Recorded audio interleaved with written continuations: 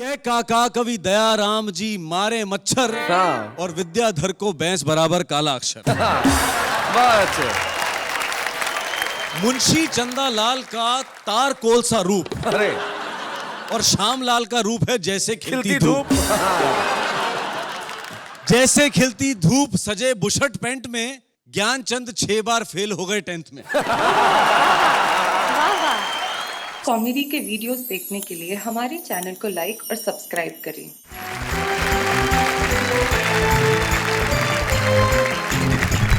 हमारे तमाम कवि यहाँ पे बैठे हैं और सब कवियों की ओर मैं निगाह डालता हूँ तो ऐसा लगता है कि आज मंच पे 4 नहीं 5 चांद आ गए हैं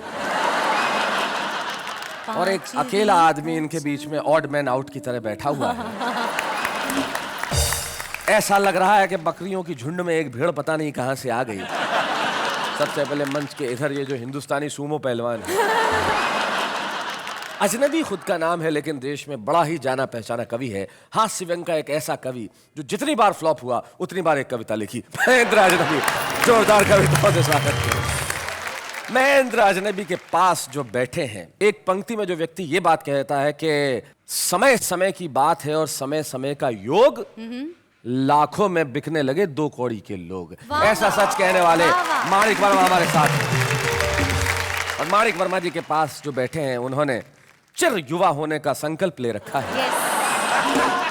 हमारे बीच में है लखनऊ से सूर्य कुमार पांडे। जोरदार तालियों से हम स्वागत करें। और मंच के इस कोने में जो टाई और जिस तरह से लगा रखी है, ऐसा लगता है किसी 5 स्टार होटल से महेश दुबे अभी अभी निकल के आए हैं। तो महेश दुबे हमारे साथ है जो मुंबई से और यूं मूलतः बनारस से हैं और इनकी बातों में भी बड़ा ही रस है जो आज यहाँ प्रस्तुत करेंगे। हम स्वागत करते हैं महेश दुबे का।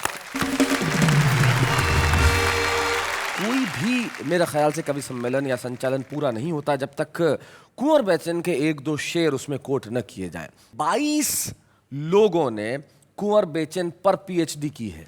ओहो, वाह वाह, क्या बात है। और उसके बाद जो बैठा है जो आज जीन्स पहन के कविता पढ़ने वाला है, हालांकि इसके जीन्स में ही कविता है क्योंकि इनके पिताजी जैमिनी हरियाणवी बहुत बड़े कवि हैं। ये तो जैसे हैं वैसे हैं। अरुण जैमिनी हमारे बीच में है। मैं बुलाता हूं उस पहले कवि को जो हंसी और ढाकों के लिए मशहूर है और नाम है जिनका महेश दुबे।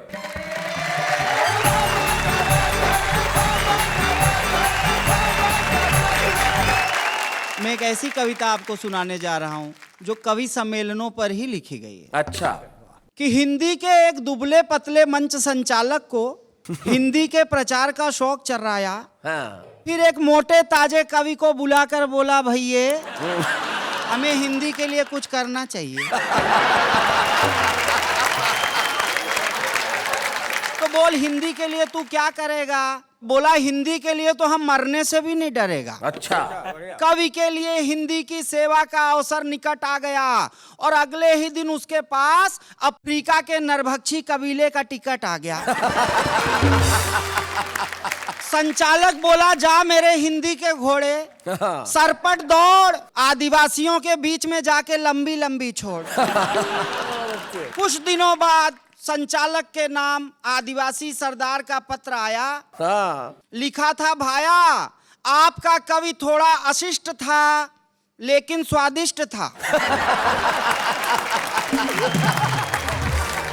उसने हमारा बहुत मनोरंजन किया है, पेट और मन दोनों भर दिया है।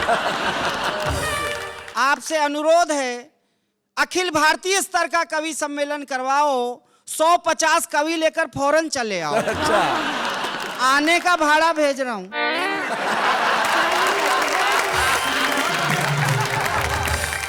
आने का भाड़ा भेज रहा हूं, जाने का काम ही नहीं पड़ेगा। कवियों से ये सेवा हम मुफ्त नहीं लेंगे। हर कवि के घर वालों को उनके वजन जितनी स्वर्ण मुद्रा देंगे। संचालक की पत्नी ये पत्र पढ़ते ही चीख मारकर रोने लगी, आंसुओं से तकिया भिगोने लगी। संचालक बोला, प्रिय तुम्हें मेरा इतना गम है? वो बोली, गम गया भाड़ में, मैं तो इसलिए रो रही हूं कि तुम्हारा वजन कितना कम है। आखिर तुम्हारी ये 2.5 किलो की बॉडी किस काम आएगी? न जीते जी हमारा पेट भर सकी, न मरने के बाद उनका भर पाए। वाह वाह वाह वाह वाह, बहुत अच्छे। आज से तुम दोनों वक्त घी लगी रोटी मसालेदार बोटी और मक्खन की गोटी खाओगे, पूरे 50 किलो वजन बढ़ाकर टूर पर जाओगे। सारे कवि मोटे होकर नरभक्षियों के गांव में आ गए और उन कवियों के हाव भाव नरभक्षियों को इतने पसंद आए कि उनको कवि सम्मेलन के पहले ही खा गए। अब कवियों की आत्मा नरभक्षियों के पेट में गुड़गुड़ा रही है, वहीं से अपनी प्रतिभा के दर्शन करा रही है। हास्य रस के कवि को खाने वाला बेमतलब के ठहाके लगा रहा है, हर ठहाके के बाद पत्नी के हाथ का जोरदार चांटा खा रहा है। गजलकार को खाने के बाद से ही टुन्न है, उसके हाथ पांव सुन्न है, हर चीज से प्रेरणा पा रहा है, अपनी भैंस की पूंछ को गेसू बता रहा है।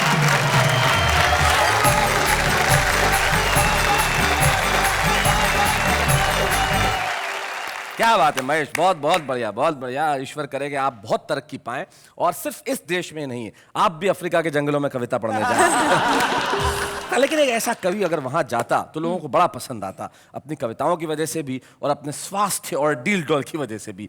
वो कवि हमारे बीच में है, मैं चाहता हूं कि अब वो आए और कुछ ऐसा सुनाए कि आप उनके लिए तालियां बजाएं। महेंद्र अजनबी।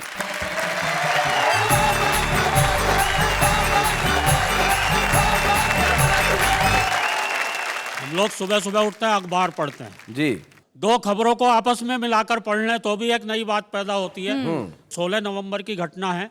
उस दिन हमारे यहाँ दिल्ली में इतनी शादियां थी, एक ही दिन में 35,000 शादियां। ओहो। अच्छा संयोग देखिए, उसी दिन हमारे देश में बकरा ईद भी थी। अखबार में दोनों खबरें साथ साथ छप गई। दिल्ली में एक ही दिन में 35,000 शादियां, बकरा ईद धूमधाम से मनाई गई। एक नया प्रयोग इसमें मैंने भी किया है। एक दिन मैं अखबार पढ़ता हुआ सड़क के किनारे खड़ा हुआ था। मैंने एक अखबार की खबर पढ़ ली, दूसरी सड़क के किनारे लिखी हुई वो बात। अखबार पढ़ रहा था, अखबार में खबर छपी हुई थी, हम देश को 21वीं सदी में ले जा रहे हैं। अचानक मेरी निगाह ट्रक के पीछे गई, बहुत बढ़िया बात मिली। हम देश को 21वीं सदी में ले जा रहे हैं, गति सीमा 40। हम सन 2000 ईस्वी में 1 अरब हो गए। ठहरिए, आगे खतरनाक मोड़ है। और प्रधानमंत्री चीन यात्रा पर रवाना, जेब कतरों से सावधान। 3 कुख्यात आतंकवादियों का दिल्ली में प्रवेश। नई दिल्ली नगर पालिका आपका हार्दिक स्वागत करती है। शैलेश जी, अभी पिछले दिनों मैं जेल में गया। जेलर महोदय ने कवि सम्मेलन करवाया था और ये सोच के करवाया था कि शायद कैदियों की सजा में थोड़ी बहुत कमी रह गई है। बहुत अच्छे। नीचे सारे कैदी बैठे हुए थे, लाइन लगाए हुए। एक कवि आए, वीर रस के थे, बड़ी जोर से चीखते हुए बोले, आदमी यूं हालातों में जकड़ा ना जाता। ओहो। आदमी यूं हालातों में जकड़ा ना जाता। नीचे एक चोर कैदी बैठा था, बोला, भैया कुत्ते की पूंछ ना दबती तो मैं पकड़ा ना जाता। अच्छा, कहीं कहीं तो बाकायदा भाई साहब कवियों को हूट किया जाता है। जो कभी हूट हो जाता है वो मंच पे जाकर चुपचाप एक कोने में बैठ जाता है। हाँ। जैसे आज महेश बैठा हुआ है। एक कवि सम्मेलन में मैं हूट हो गया, हरे भरे पेड़ से ठूंठ हो गया। अच्छा। वाह वाह वाह। मैं बड़ा दुखी था, पर यह सोच सोच के सुखी भी था कि मंच पर ये इतने बड़े बड़े कवि, आदरणीय माणिक वर्मा जी, आदरणीय कुंवर बेचैन जी, भाई अरुण जैमिनी जी, भाई सूर्य कुमार पांडे जी, भाई महेश दुबे जी, इतने ही तो बैठे हैं यहाँ पे।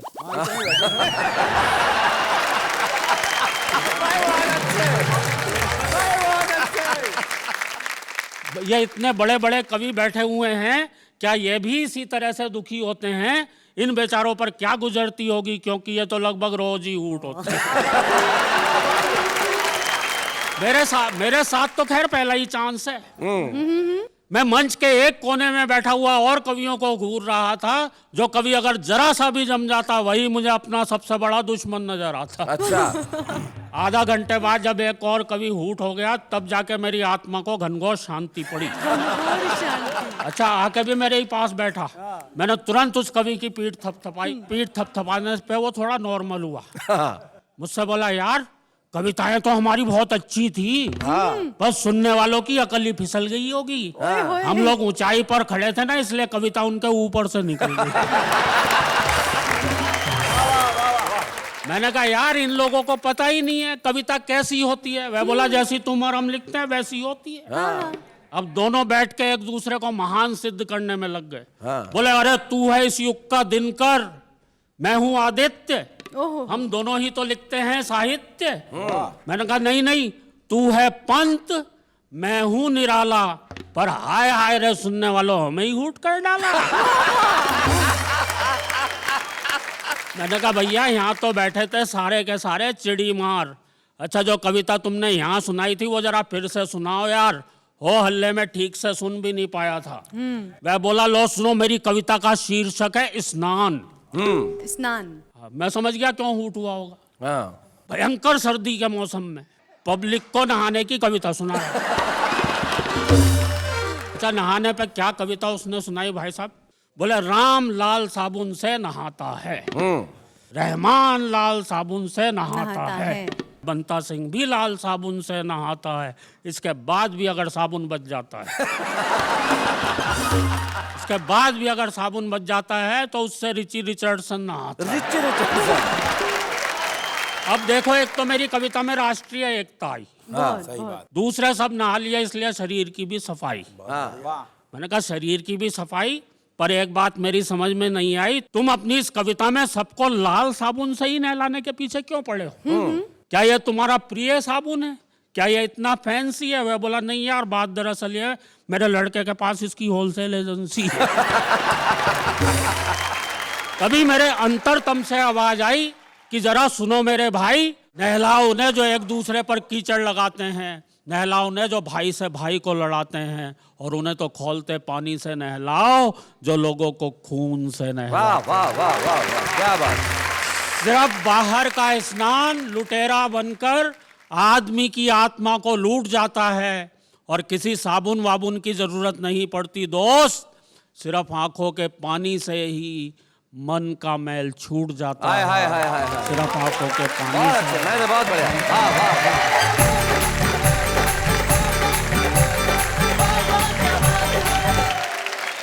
महेंद्र, आपने जो कविता जो हास्य से शुरू करके व्यंग तक पहुंचा के करुणा के मोड़ पे खत्म की है, सचमुच इस देश के हालात ऐसे ही हैं। तब मुझे एक व्यंगकार माणिक जी, वो अपनी गजल में कहते हैं कि हरा भरा ये देश तुम्हारी ऐसी तैसी, फिर भी इतने क्लेश तुम्हारी ऐसी तैसी, देश बिके तो बिके ठाट से कर्जा लेकर, घूमो देश विदेश तुम्हारी ऐसी तैसी। महेश ध्यान से सुनो, ये लाइन तुम्हारे लिए कि बंदर तक हैरान तुम्हारी उछल कूद पर, किसके अवशेष तुम्हारी ऐसी तैसी। मैं सम्मान के साथ बुलाना चाहता हूं जिनकी पंक्तियां मैंने अभी पढ़ी, माणिक वर्मा जी, जोरदार तालियों के साथ हम स्वागत करें।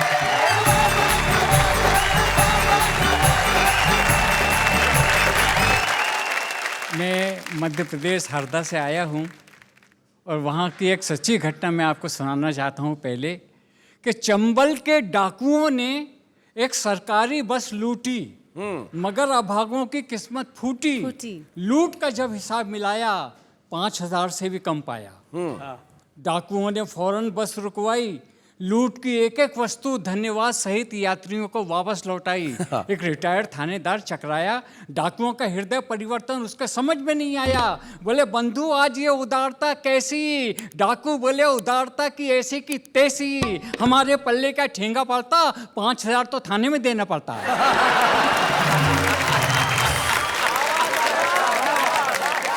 एक टुकड़ा और सुनिए। बेकारी से तंग आकर मैंने एक अंधे भिखारी के कटोरे से अठन्नी उठाई। अच्छा। और उससे पूछा अब कैसी तबीयत है बड़े भाई?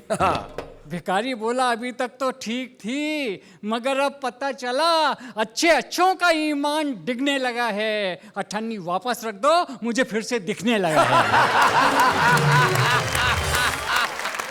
मेरे क्षेत्र में 2 नेता हैं, एक का नाम है मोतीलाल, एक का नाम है मांगीलाल। हुआ ये कि मोतीलाल को चुनाव का टिकट मिल गया और मांगीलाल रह गए। मगर मांगीलाल ने चुनाव लड़ा और जमानत सहित बह गए। अब मंच पर मांगीलाल भी बैठा हुआ था। थोड़ी देर के लिए मेरे भाई अरुण को मांगीलाल समझ लीजिए और मुझे मोतीलाल। हाँ। ओके। पहला संबोधन हारे हुए नेता का अपने मतदाताओं के नाम कि लोकतंत्र के लुच्चो, लोकतंत्र के लुच्चो, दगाबाज टुच्चो। अरे हमारी हार बीबीसी लंदन से ब्रॉडकास्ट करवाई और ये खबर आज तक किसी अखबार में नहीं आई। देश को आजादी किसने दिलवाई? मांगीलाल और मैंने। गुलाम गुलाम से मतदाता बने तो बुद्धि चकराई। हमारे चेहरे पे सूखा और तुम्हारे चेहरे पे मलाई। पशु मेले के पोस्टरों,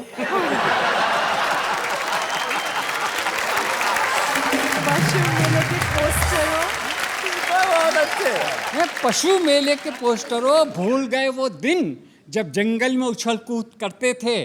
डार्विन ने कहा था कि पहले आदमी बंदर था।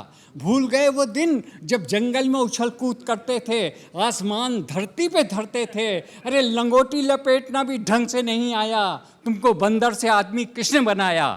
मांगीलाल और मैंने। हमने तुम्हें नई रोशनी में खड़ा किया और हम ही को अंधेरे में चूने लगा दिया। दुश्मन को वोट और हमको टाटा। एक गाल पे चुंबन और एक गाल पे चाटा। बहुत अच्छे, अब खा लो रबड़ी के लच्छे। ये मुंह रसगुल्ले, केसरिया दूध के कुल्ले। भगवान कसम तुमको ये दिन किसने दिखाए? मांगीलाल और मैंने। कायर ताके कुकुर मुत्तो, तुमसे तो बेहतरीन तुम्हारा बाप था। पिछला चुनाव उसी ने हमको जिताया। अरे पेटी लेके ऐसा भागा कि आज तक नहीं आया। हमने एड़ी चोटी का जोर लगाया और उसको शिखंडी पुरस्कार किसने दिलवाया? मांगीलाल और मैंने। अब इस बात को देखिए आप, गीदड़ के आखिरी अवतारों,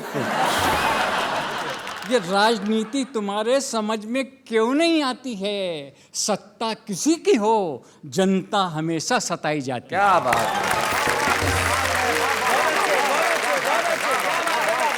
अरे खून हमेशा गरीबों का बहा, और ये चार जनों के सामने किसने कहा? मांगीलाल और मैंने। झांसी की रानी कौन था? पूरा पंडाल मौन था। एक मतदाता बोला झांसी की रानी था नहीं थी। नेता फौरन घूम कर बोले ये बुद्धि तुमको किसने दी? मांगीलाल और मैंने। कभी खोला है वो इतिहास का सुनहरा पन्ना जब भगत सिंह ने असेंबली में बम फोड़ा, सारे देश को जगाया। हमारे शरीर में भी ऐसा करंट आया कि देश पर मिटने के लिए 1 दर्जन बच्चे किसने पैदा किए? मांगीलाल और मैंने। दुनिया के सारे देश हमसे ज्यादा तरक्की कर रहे थे, उनके नाज नखरे हमको अखर रहे थे। अरे हमने भी ऐसा दाव मारा कि सब पे भारी हो गए। सालों से इतना कर्जा लिया कि वो खुद भिखारी हो गए।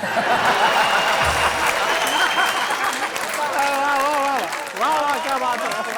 और आखिरी क्षण देखिए, और मांगीलाल तू, अच्छा नंबर आ गया मांगीलाल जी। तूने देश को क्या दिया?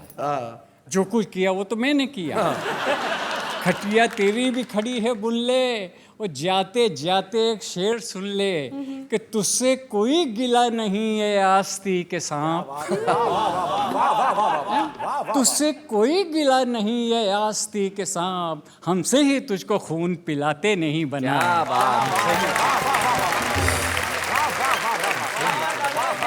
और मैं एक गज़ल सुनाना चाहता हूँ, बहुत छोटी है लेकिन हज़ल का मज़ा लीजिए। इसमें मैंने एक बात की है कि तीनों काल को, भूत भविष्य वर्तमान, हाल माजी और मुस्तकबिल, तीनों को मैंने एक जगह इकट्ठा किया है। क्या बात कि मुझे आपसे मोहब्बत कभी थी न है न होगी।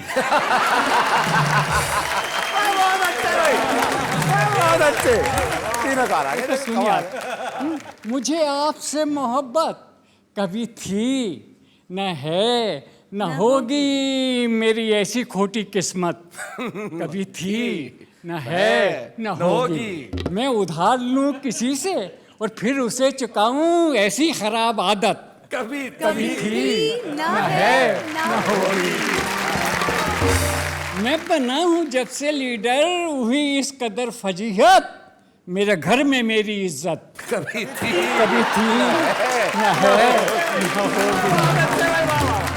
ये तो हास्य के थे, अब मेरी रंग के व्यंग के शेर सुनिए आप जी।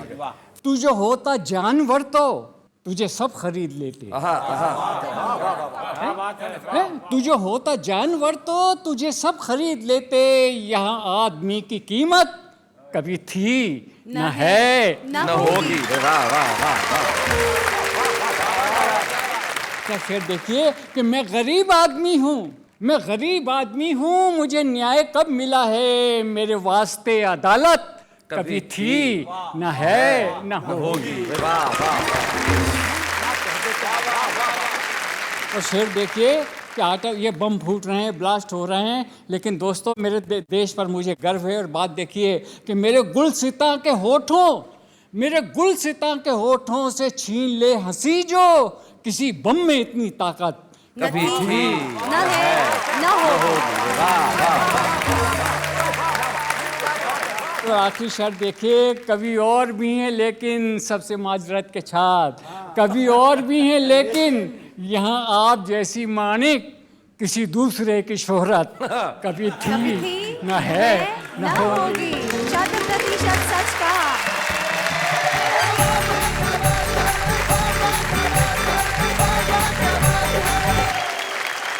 बिल्कुल सही कहा मानिक दा आपने। लोग कहते हैं कि देश में घी दूध की नदियां बहती थी, तो मैं कहता हूं कि घी दूध की सरिता कभी थी न है न होगी। और हजारों कवि है यूं तो देश में, पर मानिक जी जैसी कविता कभी थी न है न होगी। बहुत बढ़िया। हमारे खास मेहमान जो आज इस वाह वाह क्या बात है में एक कविता पढ़ने के लिए आ रहे हैं, वो कवि नहीं है लेकिन कविता के प्रेमी हैं, कवि हृदय हैं और एक बड़े ही सुप्रसिद्ध अभिनेता है हमारे हिंदी टेलीविजन इंडस्ट्री के, हमारे साथी, हमारे colleague Anoop Soni. Please welcome Anoop Soni.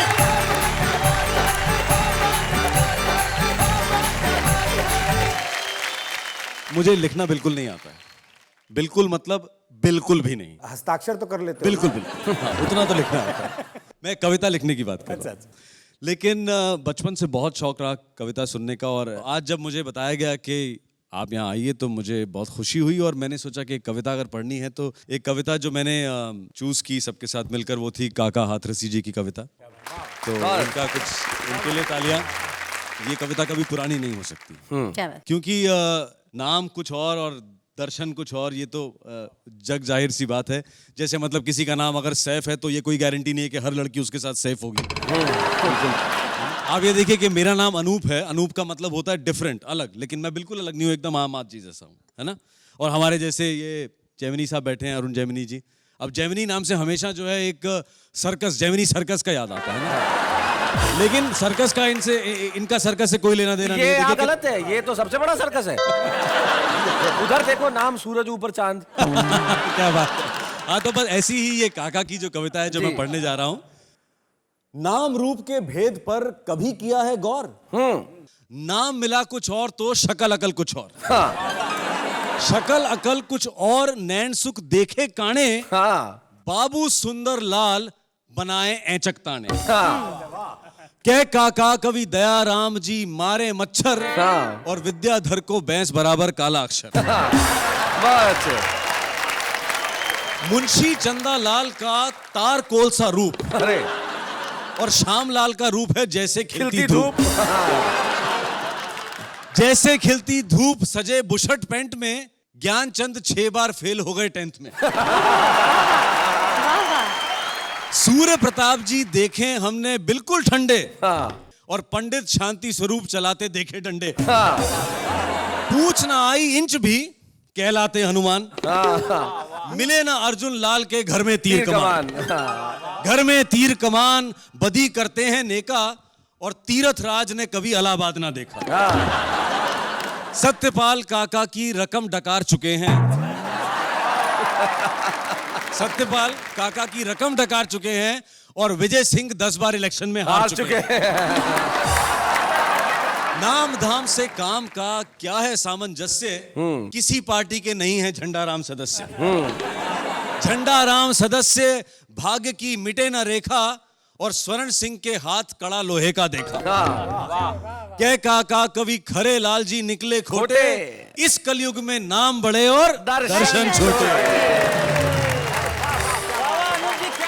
ना तो कभी कवि पुराना होता है न कविता पुरानी होती है। आज इस मंच पे हमें काका हाथरस की कविता का आशीर्वाद आपके स्वर में मिला, इससे बेहतर क्या हो सकता है। आप निश्चित तौर पे अनूप हैं, क्योंकि आप अभिनेता होते हुए भी यहाँ पे कविता पढ़ रहे हैं। ये काम आसान काम नहीं है। अनूप, यहाँ आने के लिए बहुत बहुत बहुत बहुत धन्यवाद, बहुत बहुत शुक्रिया। Thank you so very much.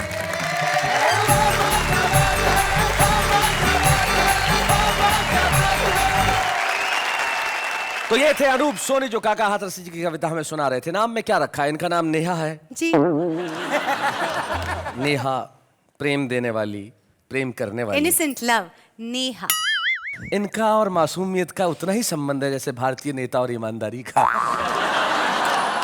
Shailesh ji, आप मुझे ये बताएं कि पुरुषों को बेस्ट वाइफ कौन लगती है? अरे पुरुषों को तो वाइफ बेस्ट लगती है, अगर हाँ। खुद की ना हो। दूसरों की वाइफ तो बहुत अच्छी लगती है पुरुषों को। ये कहते हैं, यार हमारे अल्लड़ जी थे, उनके 2 शेर बड़े अच्छे थे। वो कहते हैं कि लफ्ज तोड़े मरोड़े गजल हो गई, सर रदीफों के फोड़े गजल हो गई, और एक रुबाई थी अल्लड़ पे कब से फिदा, ले उड़े कुछ निगोड़े गजल हो गई। तो जब रुबाई निगोड़ों के पास होती है तो बहुत अच्छी लगती है। लेकिन कुछ लोग होते हैं जिनके पास अपनी रुबाई, अपनी रचनाएं, अपनी कविताएं लिखने की क्षमता होती है, ताकत होती है, लेकिन दुनिया के फलक में शायद वो आज इतना बड़ा नाम नहीं होते। लेकिन वाह वाह क्या बात है कि मंच में हमने ये फैसला किया कि हम एक ऐसे कवि को बुलाएंगे जिसके पास ये सब करने की प्रतिभा है। तो हमारे बीच में आते हैं नई दिल्ली से दीपक सैनी।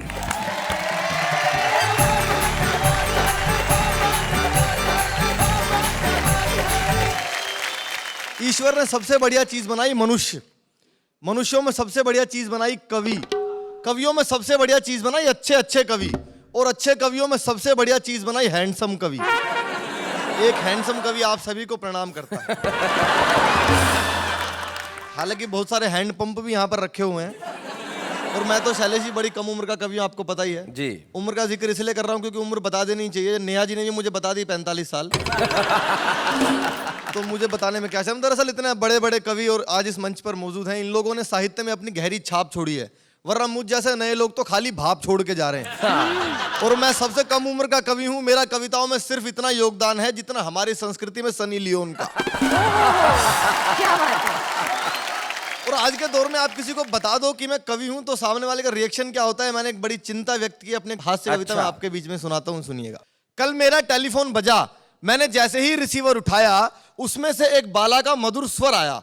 उसने पूछा दीपक सैनी बोल रहे हैं? मैंने पूछा कौन? बोली फौरन लीजिए लोन। मैंने पूछा कौन? बोली फौरन लीजिए लोन। अब पैसों के लिए मत निर्भर रहो किसी भी रिश्तों पर, लोन लीजिए आसान किश्तों पर। मैंने कहा इसके लिए मुझे क्या करना होगा? बोली बस एक फॉर्म भरना होगा, घर के कागज रखवा देना या किसी पढ़े लिखे कवि का अंगूठा लगवा देना। मैंने कहा यह सब हो जाएगा पर लोन कितने का पास हो पाएगा? बोली सर वैसे तो हमारा बैंक कवियों को 500 रुपए तक लोन देता है। बोलो। सर वैसे तो हमारा बैंक कवियों को 500 रुपए तक लोन देता है, पर कोई टीवी पर आ चुका हो तो 700 भी ले सकता है। कोई टीवी पर आ चुका हो तो 700 भी ले सकता है। मैंने कहा जी मैं टीवी पर आ चुका हूं, अनेक कार्यक्रमों में जा चुका हूं, मेरा 700 रुपए का लोन पास करा दो। बोली गारंटी किसकी? मैंने कहा महेंद्र अजनबी जी की। बोली सर इनकी तो खुद ही राह भटकी पड़ी है, 300 रुपए लिए थे, 50-50 की 3 किस्त अटकी पड़ी। मैंने पूछा अरुण जी की चलेगी? बोली सर हमारा बैंक इतना रिस्क नहीं ले सकता, अरुण जी ने महेंद्र जी की दी हुई है। अरुण जी ने महेंद्र जी की दी हुई है, एक आदमी 2 की गारंटी नहीं दे सकता। मैंने पूछा लोन नहीं देना था तो फोन क्यों करती है? बोली सारे कवि डिफाल्टर हों तो इसमें मेरी क्या गलती है? बस कवियों को डिफाल्टर सुनते ही रिसीवर मेरे हाथ से छूट गया। मैं नींद से जागा, सपना टूट गया। बिस्तर पे आंखें मलता हुआ सोचने लगा कि लोगों की दृष्टि कवि और कविता से हटने लगी है, बेहुदे और गंदे कार्यक्रमों पर ज्यादा रटने लगी है। क्या बात है, क्या वाह, बात है? वाह, वाह, वाह। वाह वाह। लेकिन ये स्वप्न था। हकीकत यह है दोस्तों कि जब भी कोई फूहड़ कार्यक्रम हमारी संस्कृति पर अपने बाण चलाएगा, उस हर दौर में वाह वाह क्या बात है जैसा कार्यक्रम संजीवनी मन कराएगा। क्या बात है, संजीवनी वाह, बहुत वाह। वाह वाह वाह वाह। भाई दीपक सैनी, बहुत बढ़िया, बहुत बढ़िया। आपने बहुत अच्छी कविता सुनाई और स्वयं पे व्यंग करना जैसा कि सबसे मुश्किल काम होता है, लेकिन दीपक ने किया। स्वयं पे ये व्यंग करना कि मैं हैंडसम हूँ, ये दीपक हमारी प्रतिभा को दर्शाता है और हम चाहते हैं कि आसमान की बुलंदियां छुए। ये आज दीपक है, कल सूरज बने। जोरदार तालियों से हम स्वागत करें दीपक सैनी।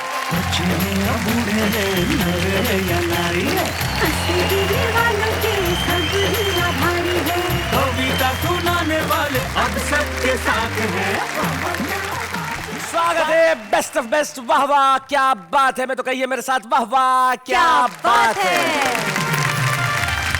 यार तुम मुझसे सवाल पूछती रहती हो, एक सवाल मैं तुमसे करना चाहता हूँ। पूछिए पूछिए। तुम्हें सबसे बढ़िया कविता किसकी लगती है? बेस्ट उनकी। मतलब माणिक वर्मा जी की? नहीं नहीं नहीं नहीं, उनकी। मतलब अरुण जैमिनी की? नहीं ना बाबा, उनकी।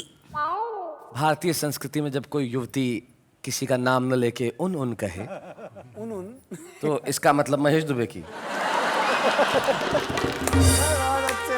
अरे नहीं बाबा, उनकी। अच्छा उनकी। अरे हमारे वो आम आदमी जो कविताएं करते हैं, भाई कविता का छंद और अलंकारों में नहीं पड़ते, जैसा मन में आता है वैसा कहते हैं। देखते हैं क्या कहते हैं। अर्ज किया है, करीब आकर मेरे कानों में कुछ कहती हो, बंद करके आंखें मेरी अपने होने का एहसास भर देती हो, सच मानो या झूठ दिल में प्यार भरा डर भर देती हो। आग है, हवा है, पानी है मुझ में, सब कहते हैं शीला की जवानी है मुझ में। एक एक्टर को हिट करने के लिए एक पिक्चर काफी है और हमें परेशान करने के लिए एक टीचर काफी है। आप इतनी सुंदर हो, आपको देख के ये ख्याल आया, आपकी सहेली को देखा तो दूसरा ख्याल आया। झिम गिरे सावन, सुलग सुलग जाए मन, फिर क्या, ट्रैफिक जाम और लोकल बंद।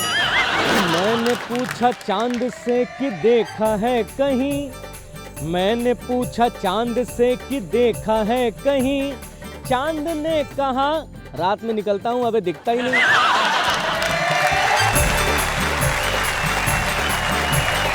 बिना उनकी कविताएं अच्छी। जी जी निश्चित तौर पे ये भले आज आम आदमी हो, लेकिन आम से खास की दूरी तय करने में वक्त तो लगता है। लेकिन कुछ लोग होते हैं जो वक्त से परे होते हैं, और एक ऐसे ही कवि हमारे बीच में है जिनकी कविताएं आपको और मुझको हंसने पर मजबूर करती हैं। एक ऐसे कवि जिनकी कविताएं आपके दिलों में देश की पीड़ाओं के प्रति आवाज़ उठाने की प्रेरणा देती है। हमारी पीढ़ी को ये गर्व है कि इस पीढ़ी में माणिक वर्मा मौजूद हैं, और माणिक वर्मा जी को आज वाह वाह क्या बात है कि इस मंच पर सम्मानित करते हुए मैं स्वयं गौरवान्वित हूँ। हम स्वागत करें माणिक वर्मा जी का।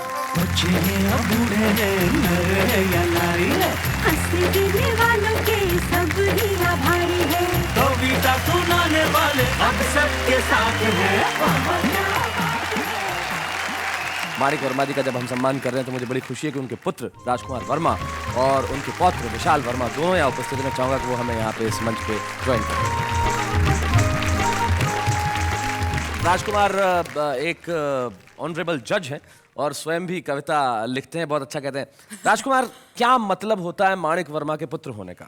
दोस्तों, बच्चा जब पैदा होता है तो वो रोता है, और मैं जब पैदा हुआ था तो मैं हंस रहा था, क्योंकि मुझको मालूम है कि मैंने कभी माणिक वर्मा के यहाँ जन्म लिया है। क्या बात है, वाह वाह वाह वाह। मैं अपने डैडी के बारे में सिर्फ 2 लाइन आपको बोलूंगा जी। कि कुछ शब्द ऐसे होते हैं जिनसे किसी का व्यक्तित्व संवर जाता है, और कुछ लोगों का व्यक्तित्व इतना बढ़िया होता है कि उससे शब्द निखर जाते हैं। हाय हाय हाय हाय, क्या बात। आप अपनी कविता की 2 पंक्ति सुनाना चाहेंगे? कुछ साल पहले मैं अपनी बीवी का प्राइवेट आदमी था, अब सरकारी हो गया हूँ। तो सरकारी बनने पर मेरी बीवी ने जो मेरे ऊपर व्यंग कसा, मैं आपके चरणों में दे रहा हूँ कि मैं दौड़ा दौड़ा अपनी बीवी के पास गया। मैंने कहा, जी सुनती हो, तुम्हारा आदमी सरकारी आदमी हो गया है, मजिस्ट्रेट हो गया है, तो बीवी बड़ी उदास होकर बोली नाथ, मैंने सुना है जो चीज सरकारी हो जाती है वो फिर किसी काम की नहीं रहती। आज माणिक वर्मा जी को हमने सम्मानित किया तो रामरेख मनर की एक पंक्ति मुझे याद आती है जो इनके लिए कहते थे कि सागर मंथन जब हुआ निकले मोती अनेक, और व्यंग्य सागर का मंथन हुआ तो निकला माणिक एक। वाह वाह, हम क्या बात है। ऐसे ही कवियों को कल भी सुनेंगे और कहेंगे वाह वाह क्या बात है।